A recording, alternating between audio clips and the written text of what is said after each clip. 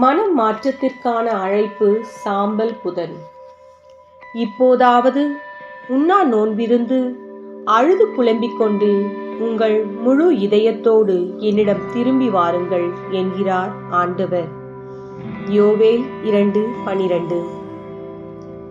சாம்பல் புதன், விபூதி புதன், திருநீற்று புதன் என்று பல பெயர்களில் அழைக்கப்படும் இந்நாள் முதல் தவக்காலம் தொடங்குகிறது. தவக்காலம் என்பது மனம் மாற்றத்திற்கான ஒரு காலமாக கருதப்படுகிறது.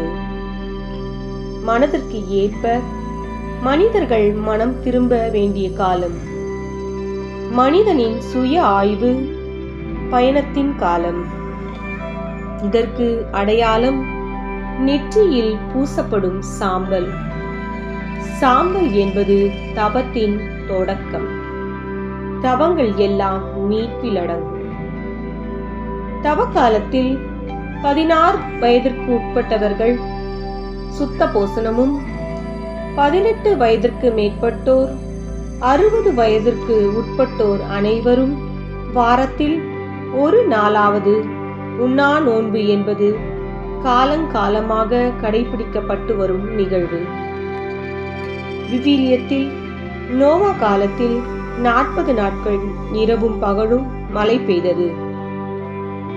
இஸ்ரேல் மக்கள் 40 ஆண்டுகளாக பாலைவனத்தில் கடவுளால் நெறிப்படுத்தப்பட்டார்.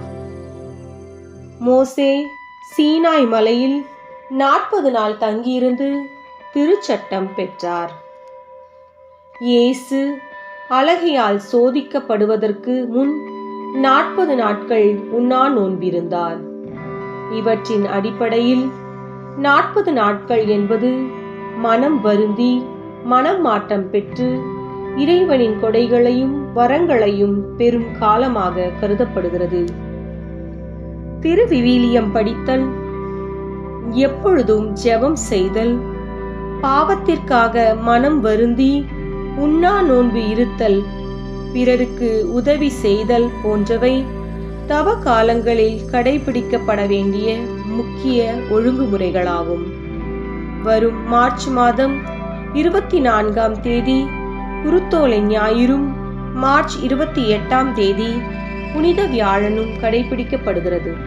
மார்ச் 29ஆம் தேதி இயேசு சிலுவையில் அறையப்பட்ட புனித வெள்ளி அனுசரிக்கப்படுகிறது. மார்ச் 31ஆம் தேதி இயேசு உயிர்த்தெழுந்த ஈஸ்டர் பண்டிகை கொண்டாடப்படுகிறது. குருவானவர், மனிதனே, நீ மண்ணாக இருக்கிறாய், மண்ணுக்கே திரும்புவாய் என்று சொல்லிக் கொண்டு சாம்பலை நெற்றியில் பூசுவார்கள். நாம் அனைவரும் என்றேனும் ஒரு நாள் மண்ணுக்கு திரும்புவோம். அதற்கு நாம் நெற்றியில் பூசப்படும் சாம்பல் தான் அடையாளம். நாம் மண்ணுக்குள் போவதற்குள் மனம் திரும்பி நம் பாவங்களை ஏற்றுக்கொண்டு பிறர் மீது வைத்துள்ள கோபம், பொறாமை, வஞ்சகம், பழிவாங்கும் எண்ணம் ஆகியவற்றை தவிர்த்து அன்பு, கருணை, இரக்கம் ஆகிய குணங்களை பெற்று நம்முடைய மண்ணுலக வாழ்வை நாம் செய்யும் இரக்க செயல்களால் அழகாக்குவோம். அதற்கான ஒரு வாய்ப்பாக இந்த தவக்காலத்தை பயன்படுத்துவோம்.